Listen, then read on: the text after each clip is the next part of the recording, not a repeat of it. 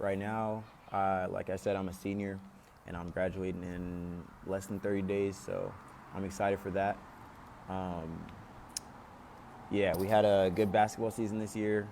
Uh, I think we were the best team in Tracy High history, of course, but I'm a little biased.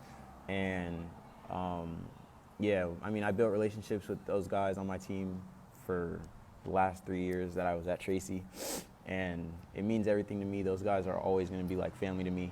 Um, at first, when I'm like a sophomore or freshman, I'm like, okay, everybody's saying you're going to build, friendships that are going to last you the rest of your life, but there's friendships on that team that will last me for, as long as I will be able to remember. So I'm just extremely blessed and grateful for those guys and the experience we got to share, and I can't wait to tell those stories. Um, Next year, I'm going to be playing college basketball, so more experiences, more um, friendships and teammates, and people that will be like connected to me for the rest of my life. And I can't wait for that again. It's going to be a challenge like the transition, but I'm excited. Um, I can't wait to get in there and just work. I take my official visit down to Weber State Tuesday, which is right now it's Sunday. It's May 3rd. Um, but I take my official visit to Weber State on Tuesday. Me and my dad, we're going to go down there and check it out. I'm excited. I hope everything goes well. And, I'm leaning, towards them the most out of everybody right now. And I can't wait to, touch down and talk to the coaches in person and get to know everybody there, and see, what the next level has waiting for me. Um, and yeah, I mean, I'm nervous, but it has to happen, in order for me to hit the goals that I set. This is just another part of that. So I'm excited. I think that I'm going to try and cherish the moment of, being nervous and being, getting this new feeling of college, because once I get used to it, it's just going to be work. So I'm excited, and, I probably said I'm excited 30 times this video, but, but yeah, I mean, that's just really where I'm at right now. I'm sure I'll be looking back at this and be like, wow, like I had no idea of what was going to happen or anything like that. But, it wasn't an easy journey to even get into the visit. It wasn't an easy journey. When I, like mid-season, when the season started, I didn't have any offers or any, D1 schools talking to me. And that was obviously my goal coming into high school, was to go D1. So it was a little upsetting to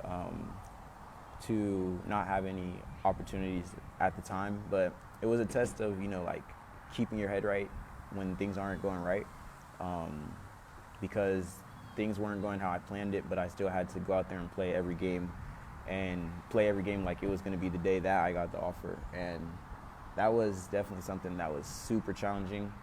That's something that people don't see.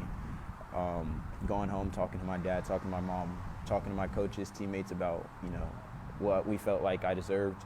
But I never complained. I didn't use it as an excuse. I just, used it as motivation, if anything, and it ended up working out.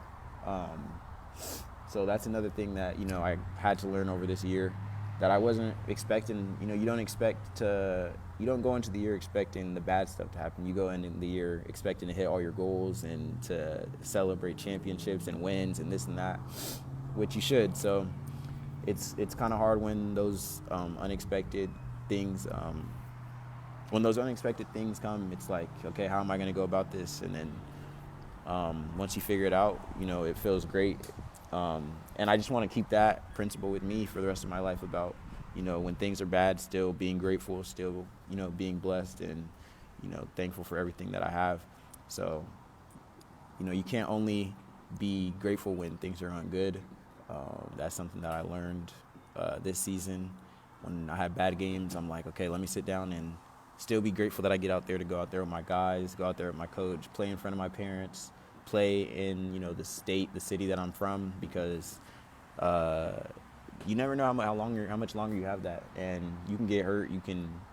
Anything can happen to where you won't be able to play anymore, or you won't be able to do the things that you love. So being grateful to just be able to do it, and separating the journey from the achievement or the win or whatever, was probably my biggest challenge of the season. And, not a lot of people know that, but it's something that I think we all can learn from, like in general.